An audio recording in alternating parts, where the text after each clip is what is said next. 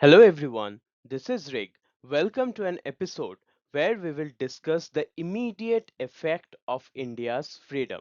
We are going to talk about partition of India, the refugee crisis and how the Indian subcontinent, especially the country of India, suffered as a result of partition. This video is catered according to the syllabus of class 12 ISC board. However, anyone interested in the topic can go through this video. It contains a lot of datas and informations which will help you in your competitive exams. If you have any doubts, you can post it in the comments. I will try my best to answer. Also, please wait until the end because the end portion contains the question and answers which will help you to understand the chapter better. So without doing any delay, let's begin. So, refugee problem post partition 1947 to 48. What was the refugee problem exactly? Mass migration begins. In 1947, India became independent. The partition led to large scale communal riots and forced lakhs of people to migrate between newly formed India and Pakistan. So, India was a country which was formed to accommodate all kinds of people. It was totally secular and it still is based on the secular principles. Whereas Pakistan was a country only to accommodate the Muslims. So India was a country for all and Pakistan was a country for the Muslims only. So Hindus were minority in Pakistan and they wanted to come to India at any cost for staying alive because they were being harassed in Pakistan and many were killed also. So that is how mass migration began in 1947, just after India became independent. Historical migration. The division of Punjab and Bengal caused the largest migration in world history. So this was a case study where Punjab and Bengal had been the two most important states and two of the states which contributed a lot to the freedom struggle of India. So these two states were divided in between India and Pakistan. So that caused huge migration, which was the highest in world history. Types of refugees. Now there were very many types of refugees and they included West Punjab to East Punjab. So many people from West Punjab, which was in Pakistan, came to East Punjab, which was in India. Northwest Frontier Province was a province in Pakistan from where many minorities came to India. Sindh is very much like neighboring state of Gujarat and Rajasthan. So from Sindh also people came to India, and from East Bengal people came to West Bengal. And these migrations were mainly the Hindu people who were suffering a lot under the Islamic Pakistan regime. Scale of migration between September 1947 and March 1948, over 1 million refugees moved from Pakistan to East Punjab. 1.5 lakh by foot, 5 lakh by rail, and 3.64 lakh by motor transport, and 28,000 by air. So these people, 28,000, were mainly the rich people because they could afford air transport. Other people were all very poor, and even if not poor, some rich people had lost their whole life savings in Pakistan, so they had to come to India by being poor only. So they were not at all in a good situation, and all these things happened when Pakistan declared that we will favor the Muslims only. So the Hindus and Punjabis or Sikhs in Pakistan had to leave everything and somehow come to India. And while coming, many people were also killed in the process. Rehabilitation measures. A Director General of Rehabilitation was appointed to oversee land distribution, shelters, and jobs for displaced persons. So there was a Director General who was appointed, and his duty, along with the people in the committee, was to see that these people who came to India by being harassed in Pakistan uh, get a good livelihood.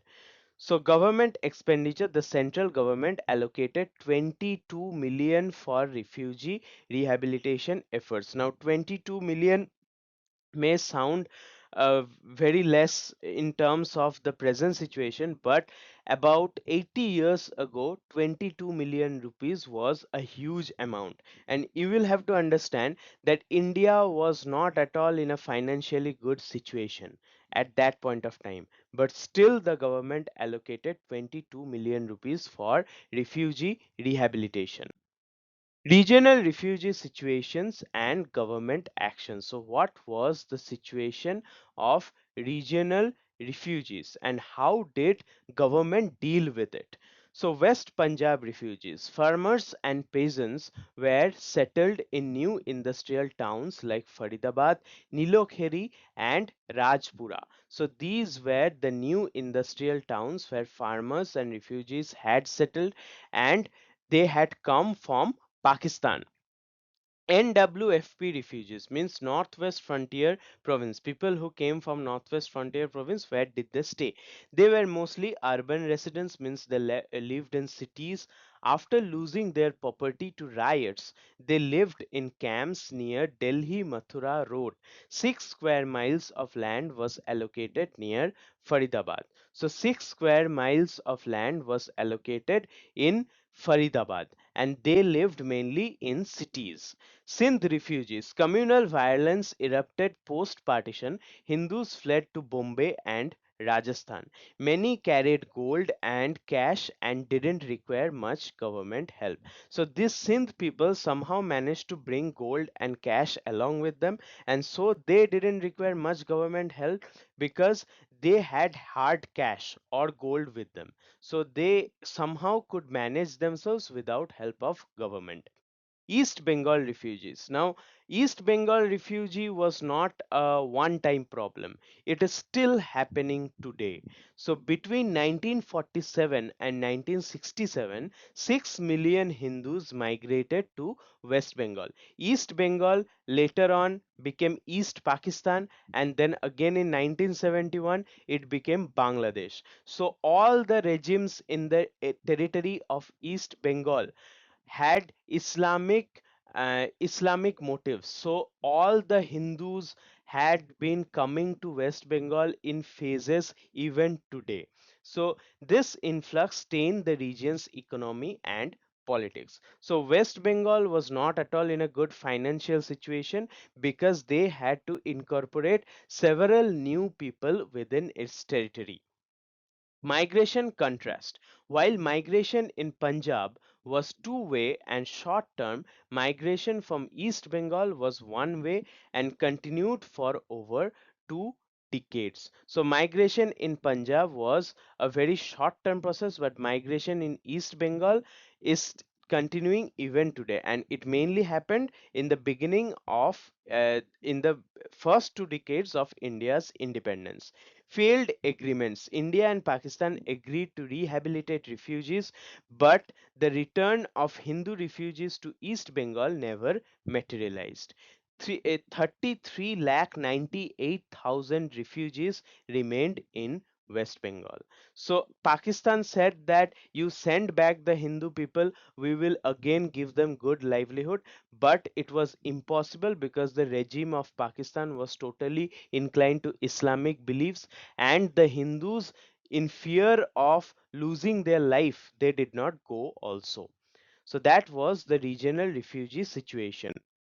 Muslim refugees and final demographic shifts. So, what happened to the Muslim refugees? Now, you may think that only Hindus traveled from Pakistan to India, but few Muslims, in search of living in a world where only Islamic beliefs will be prevalent, many Muslims from India also went to Pakistan. So, by November 1915, 15 lakh 88,000 Muslims had left West Bengal and Assam for East Bengal, while 2.6 million Hindus migrated the other way. So, even though the number of Muslims going from West Bengal to East Bengal was very less compared to that of Hindus who came from East Bengal, but still it happened. So, there was a kind of a population exchange. So, Muslim refugee crisis. Many Muslims displaced during August September 1947 because communal riots refused to migrate to Pakistan and instead sought return to their ancient homes. So, the liberal minded Muslims, many of them did not even go to Pakistan. They decided to stay in India itself. Even though in the beginning phase there were few communal problems, but still they decided to stay in India itself. Jama Masjid camps. Thousands of Muslims camped outside Delhi's Jama Masjid, appealing to Gandhi for help in returning home. So thousands of Muslims they stayed in Delhi's outside the campus of Delhi's Jama Masjid, and they were appealing to Gandhiji for help. Gandhi supported their appeal but was assassinated soon after, causing widespread impact and a shift in Hindu attitudes. So Gandhi wanted to help, but he was assassinated before that. So his role in this crisis was not that much. He couldn't help that much because he was assassinated before he could do anything about this situation. The Hindu community, moved by Gandhi's death, allowed Muslims to return home. So, after Gandhi died, the Hindu community was very much moved, and so they allowed the Muslims to return to their homeland. PM Jawaharlal Nehru led efforts to resolve homelessness with a humanitarian approach focused on peaceful resettlement and support. So, Jawaharlal Nehru wanted the problem of homelessness to go away, and so he focused on peaceful resettlement. Transfer of assets between India and Pakistan. So, before partition, for centuries or for thousands of years, India and Pakistan had been culturally one country. So, when India and Pakistan was partitioned, that time the assets or the total reserve of the country was also divided accordingly between India and Pakistan. So, how did the transfer of assets take place? So, initial division on 14th August 1947, India had rupees 4,000 million in cash balance. Pakistan demanded 1,000 million. So, out of the 4,000 million, Pakistan demanded 1,000 million and 3,000 million rupees would stay in India. Arbitral decision. Arbitral tribunal ruled that 750 million should be paid by India to Pakistan. 20 crore was paid initially. So there was a decision where it was decided that not 100, not 1,000 million, but only 750 million should be paid to by India to Pakistan. This was according to the population and area of the two countries. India started by paying 20 crore initially. 55 crore was held back. So 55 the 750 million rupees translates to 75 crore. So 20 crore was paid initially and 55 crore was held back. Why? Because Pakistan was attacking India. So Nehru thought that if I pay 55 crore rupees to Pakistan at this time when Pakistan is hell bent on destroying India, then they will use that money to buy weapons which will be used against India only. So, for India's security, this 55 crore rupees was withheld. Despite political opposition, Gandhi insisted on honoring the agreement and pressurized the government to release funds to Pakistan. But Gandhiji, being as honest as he is, wanted the money to go to Pakistan despite knowing that it will be used against India itself. But still, no one could go against Gandhi, so that money was paid. Assets like gold was divided in a 4:1 ratio. 4 gold bars remain with India and one was sent to Pakistan. So gold was divided in 4:1 ratio. Pakistan had no printing press. Indian notes were stamped government of Pakistan until Pakistan established its own currency system. So Pakistan became a country on the basis of Islamic ego. They did not have any unity, they did not have any tradition, no combined cultural values also. So they just wanted to become a country because they had egoistic differences with the Hindus in India. So that is why they did not have any money, they did not have any mint, they did not have gold also. All were donations of India. So like that, they did not have any printing press also. So Indian notes were stamped government of Pakistan until Pakistan established its own currency system.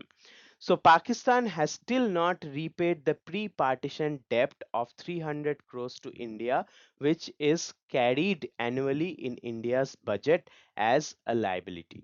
So this is the money which we should get back from Pakistan, and 300 crores, if you adjust inflation and all, it will translate to thousands of crores of rupees in present situation. But Pakistan has no intention of paying it back despite owing it to us. So recovery of abundant properties. Now, when people from Pakistan in search of security in livelihood, they came to India, they left all their wealth in Pakistan itself.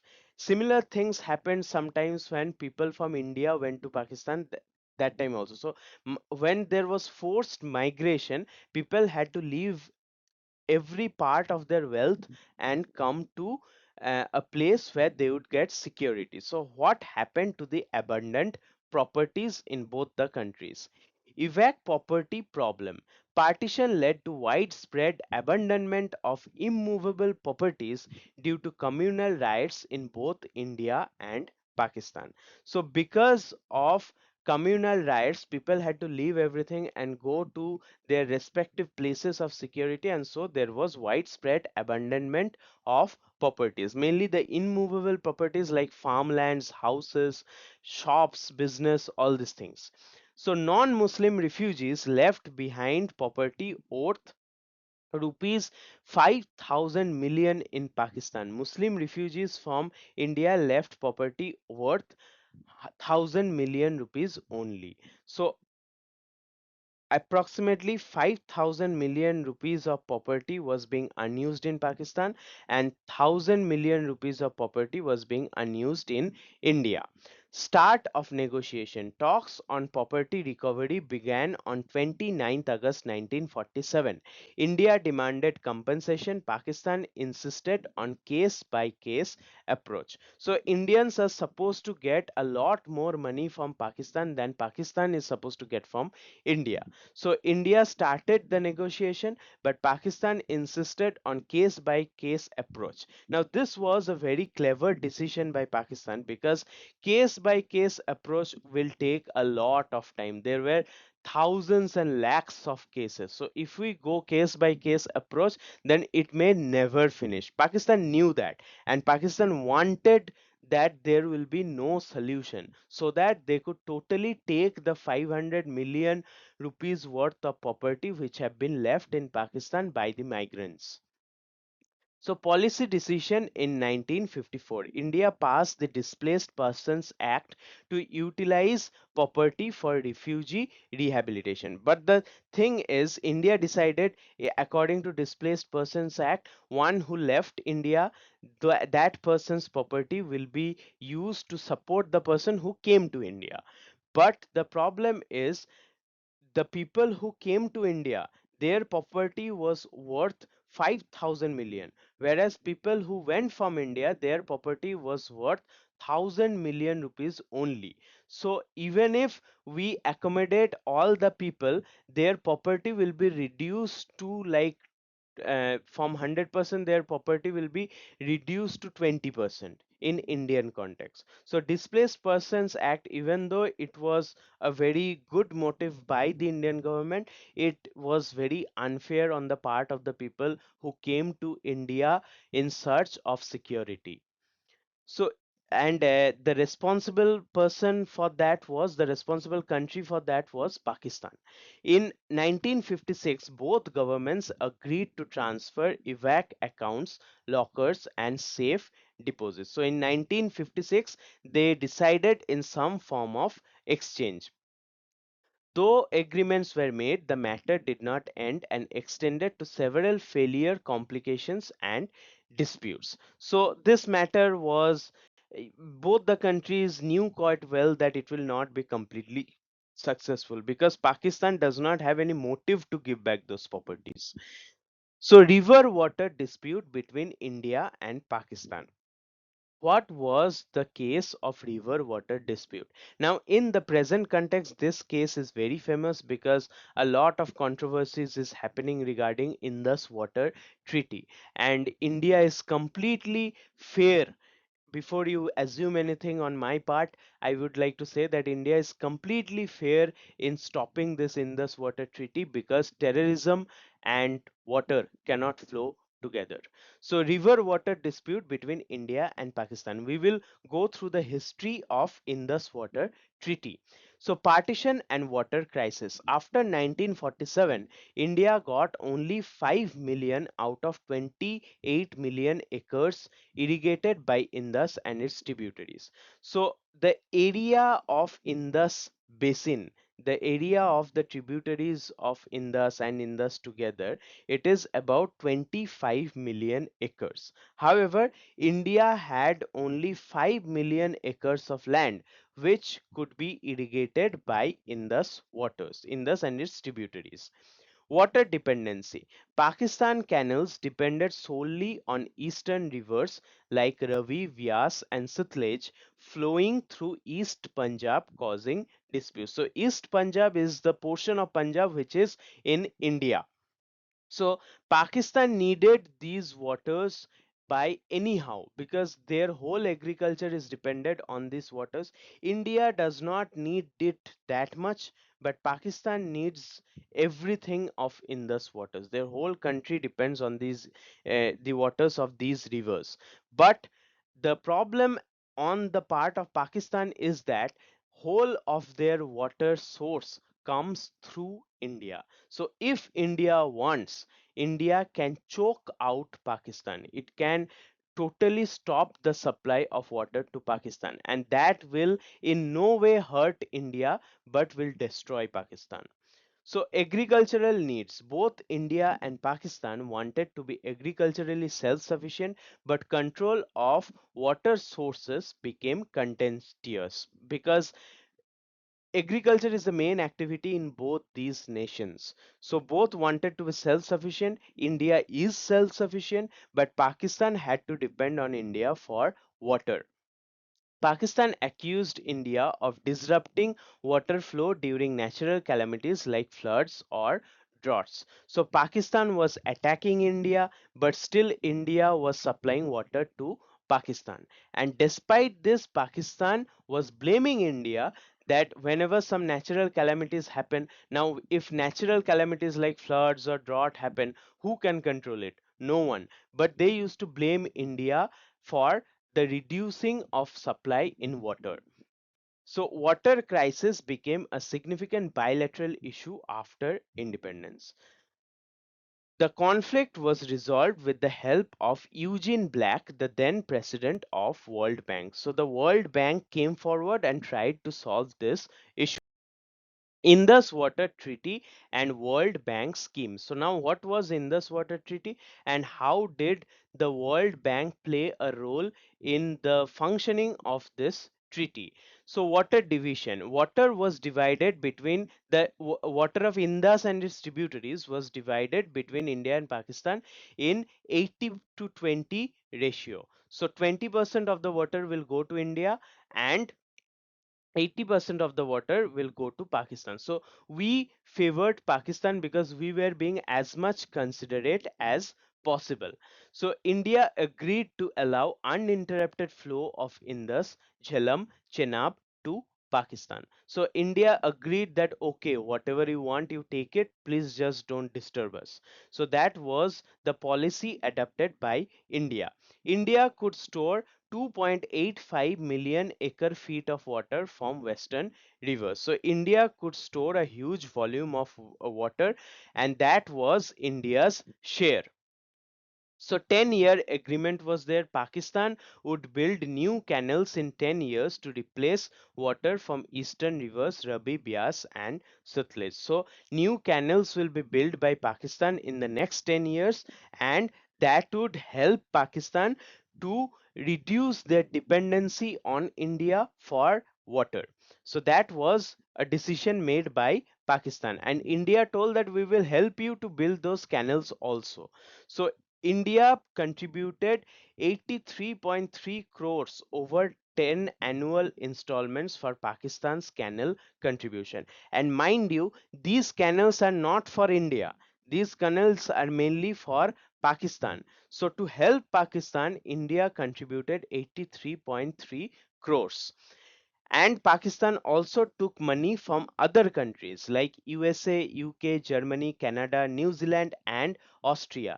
Total, all of these international countries contributed 333.3 crores to Pakistan in the Basin Development Fund. But still, they are dependent on India even today. 80 years, almost 80 years after independence, still they are dependent on India. So a permanent Indus Commission was established to enforce the treaty terms. The disputes could go to a neutral expert or court of arbitration. So a committee was formed who will deal with all the disputes regarding this division of Indus water. Treaty signed.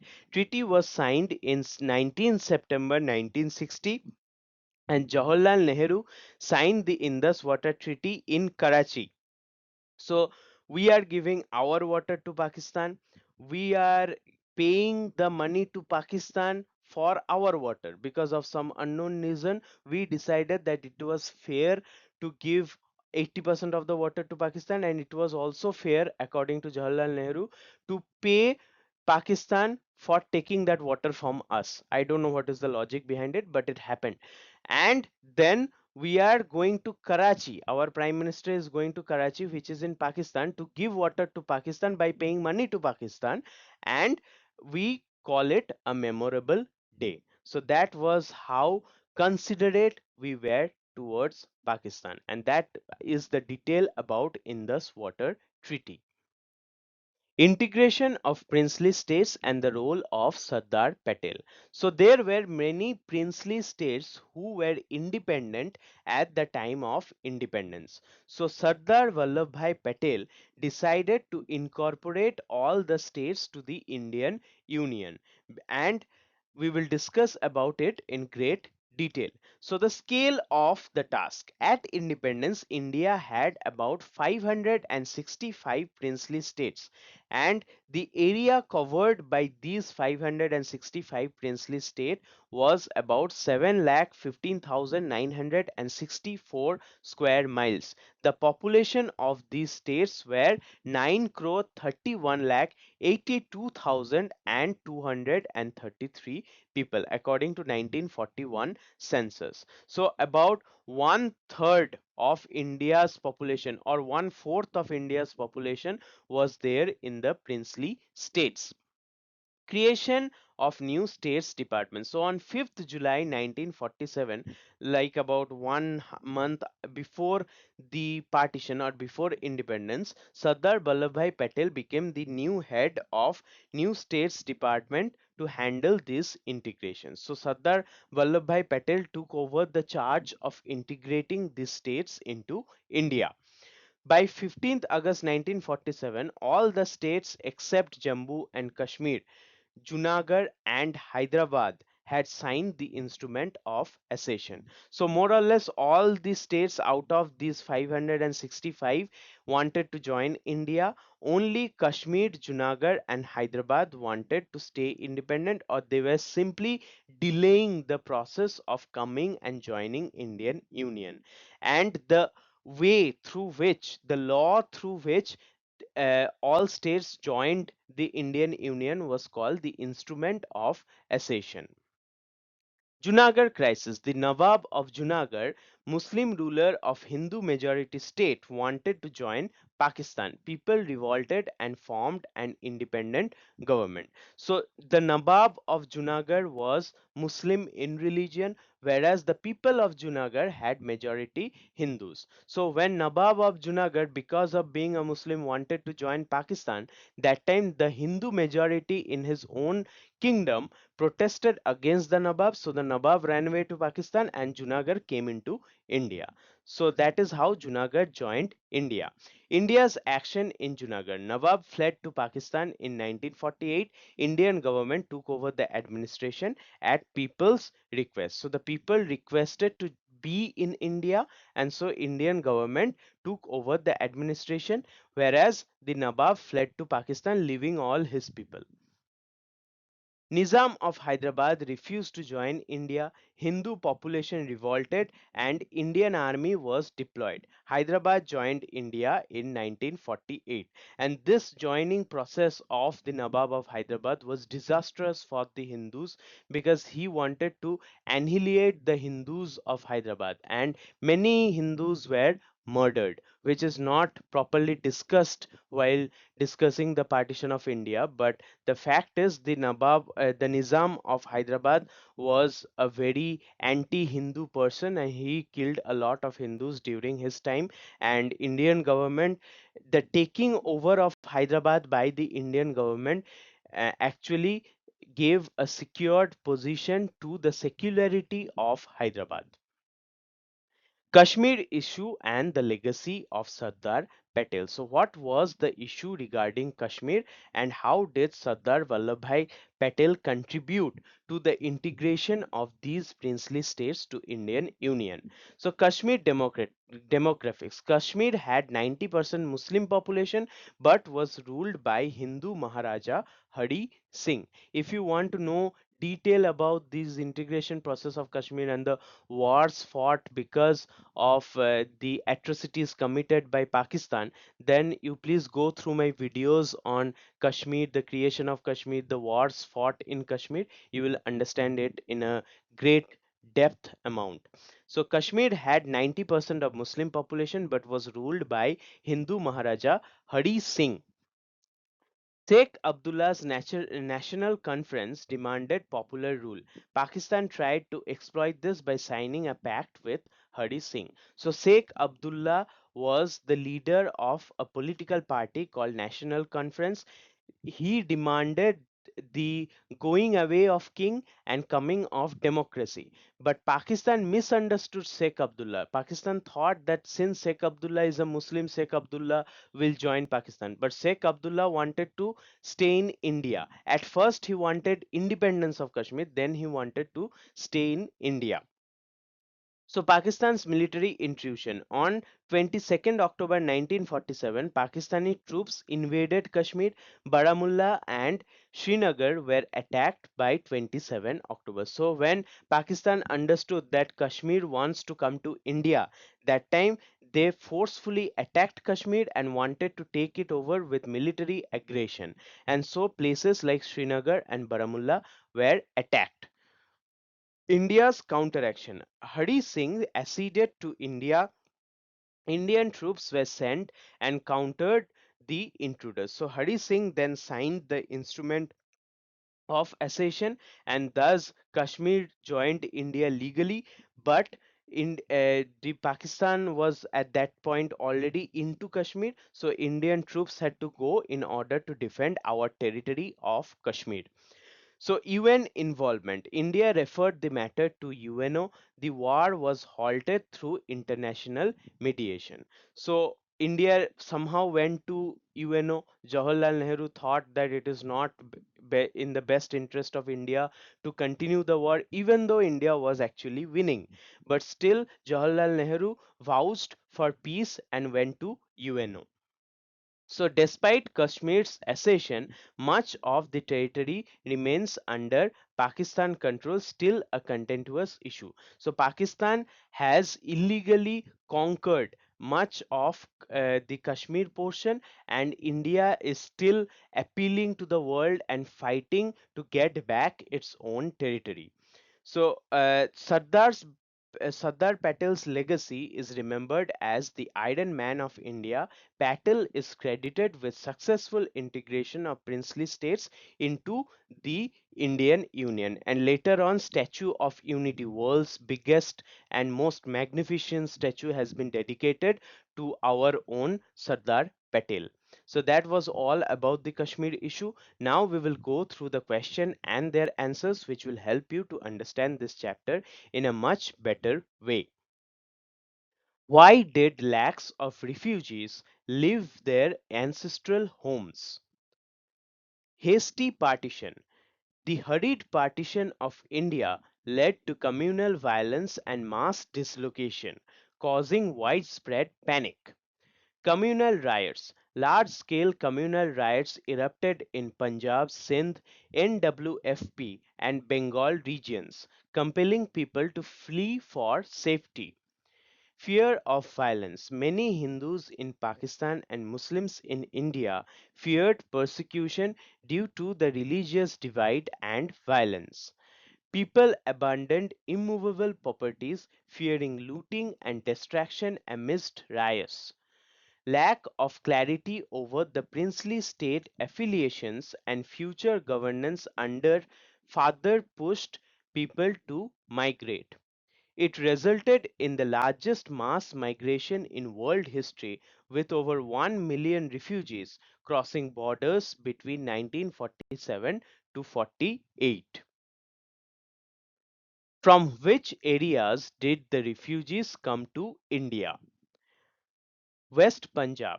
A large influx of refugees came from West Punjab, now in Pakistan, to East Punjab in India. Northwest Frontier Province. Town residents from Northwest Frontier Province fled due to destruction of property in communal riots. Sindh Province. Hindus from Sindh migrated especially to Bombay and Rajasthan. East Bengal, now Bangladesh. Millions of Hindus migrated from East Bengal to West Bengal over 2 decades. Urban and rural areas. Refugees came from both urban commercial centers and rural farmlands across Pakistan. Air, road, rail migration. Over a million people crossed borders by foot, rail 5 lakh, motor 3.64 lakh, and air 28,000 according to government data. Discuss the nature of the influx of refugees from different parts of Pakistan. West Punjab. Refugee migration here was massive and occurred in both directions within a short span, last 4 months of 1947. NWFP. Refugees were mainly urban dwellers affected by riots. They were rehabilitated in camps, example Delhi Mathura Road. Sindh. Refugees were relatively well off, they carried gold and cash and didn't require much government aid. East Bengal. Migration was one sided. 6 million Hindus moved to West Bengal from 1947 to 1967 and was slow but steady. Impact of migration. Punjab faced a short term surge while Bengal saw long term pressure on resources and administration. Relief and rehabilitation. A Director General of Rehabilitation was appointed to provide jobs, land, and shelter. Rupees 22 million was spent by Centre. How did the people of Sindh reach Bombay and Rajasthan? Post partition violence. Though initially calm, Sindh soon experienced communal violence post 1947. Mass exodus of Hindus. A large number of Hindus fled Sindh due to communal riots. Refugees took boats to reach Bombay via sea routes. Many crossed overland into Rajasthan, settling in desert towns and urban areas. Unlike Punjabi refugees, many Sindh Hindus carried gold and valuables during migration. Due to their relative affluence, Sindhi refugees didn't rely heavily on government rehabilitation assistance. Discuss how West Bengal was affected by the influx of refugees. Massive influx 1947 to 67. At least 6 million Hindu refugees came from East Bengal to West Bengal during this period. Socio-economic pressure. This put immense strain on West Bengal's economy, society, and administrative setup. Unilateral migration. Unlike Punjab's two-way migration, Bengal experienced almost one-sided migration from east to west. Prolonged migration. While Punjab migration ended in months, Bengal faced decades-long influx. Policy failures. Agreements for return and rehabilitation of refugees failed. 33 lakh 98,000 refugees stayed permanently in Bengal. Government response. West Bengal signed a pact with Pakistan to handle evac property, but practical returns never occurred. Demographic imbalance. Muslim outflow from West Bengal was small. Only 1.58 million moved out by November 1950 compared to 2.6 million Hindus who came in. Discuss the nature of river water dispute between India and Pakistan after 1947. How was it resolved? Geographical division. After partition, out of 28 million acres irrigated land, India got only 5 million. The rivers Ravi, Vyas, and Sutlej that irrigated Pakistan's land flowed through India. Conflict arises. India's control over headworks gave rise to the issue, especially since Pakistan depended heavily on these waters for agriculture. Pakistani allegation. Pakistan accused India of cutting off water supply during floods or droughts, worsening the tension. Need for agreement. Since both nations wanted to be agriculturally self sufficient, a dispute over water usage became inevitable. World Bank mediation. Eugene Black, president of the World Bank, intervened and helped resolve the issue peacefully. Water sharing agreement. A compromise was reached.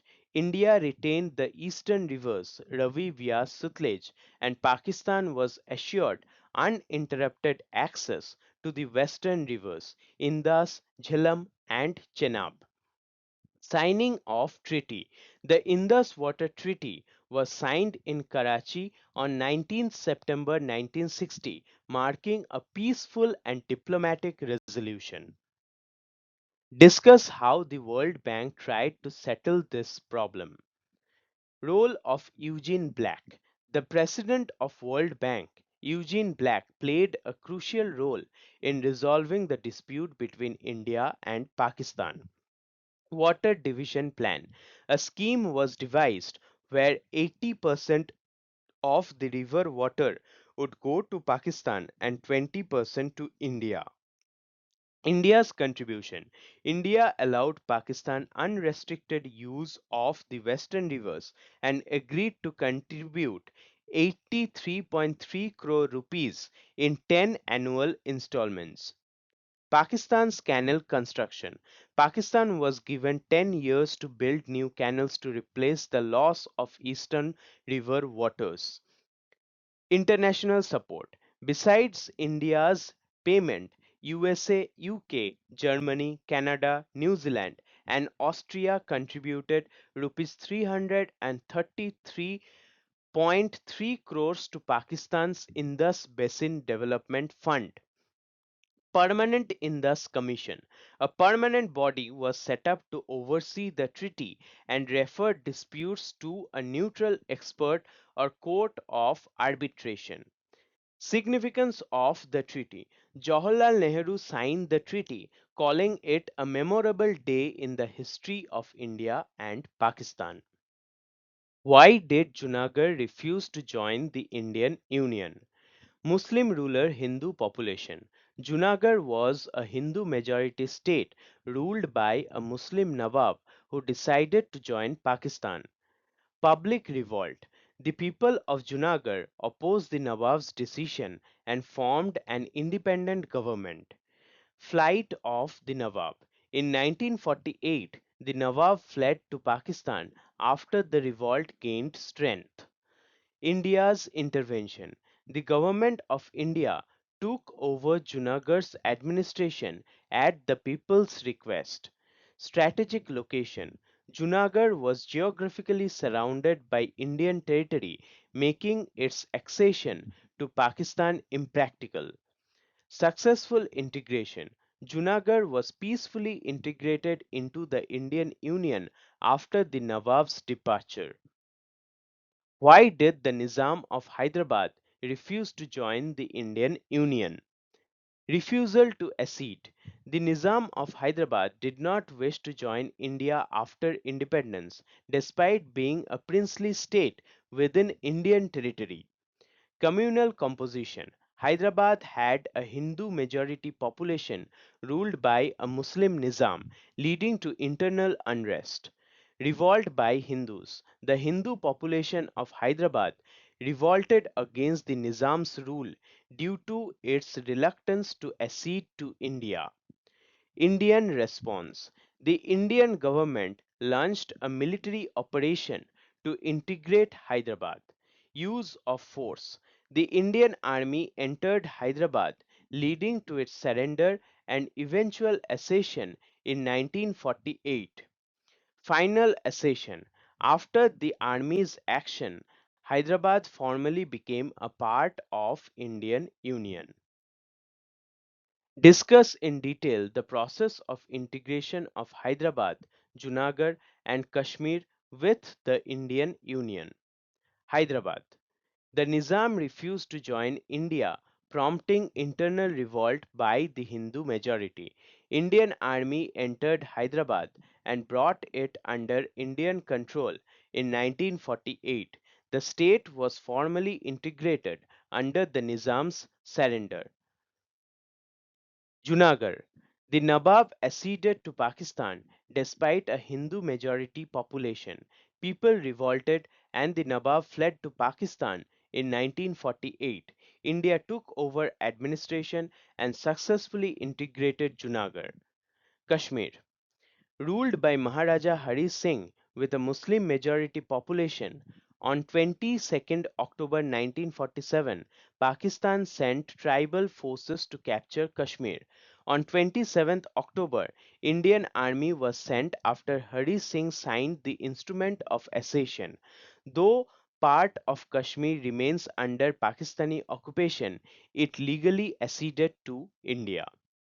So that was all in this video. We have discussed the partition of India, what were the problems regarding partition, how did the refugees come from Pakistan and settle into India, what was the role of Indian government. We have also discussed the problems of Indus Water Treaty, how India was too much considerate to Pakistan.